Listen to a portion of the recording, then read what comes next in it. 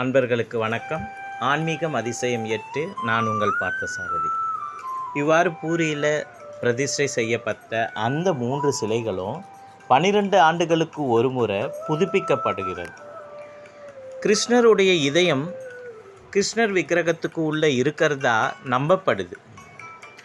அப்படி அந்த 12 வருடங்களுக்கு ஒரு முறை அந்த சிலையை மாற்றும்போது விளக்குகள் அணைக்கப்பட்டு இருளெல்லாம் மாற்றப்படுறதா சொல்கிறாங்க. அது மட்டும் இல்லைங்க, எல்லா கோபுரத்துலேயும் இருக்கக்கூடிய கொடி மரத்தில் கொடி பறக்கும்.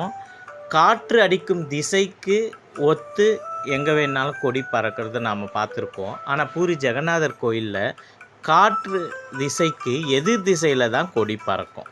இதுவும் ஒரு அதிசயம். அது மட்டும் இல்லாமல் இந்த கொடியை தினமும் மாற்றிக்கிட்டே இருக்காங்க.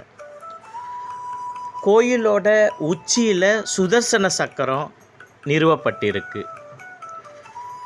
ஜெகநாதர், பலபத்ரர், சுபத்ரை ஆகியோரோட தேர்கள் வருடந்தோறும் ஜூலை மாதத்தில் தேர் திருவிழாவாக அழைத்து வரப்படுது.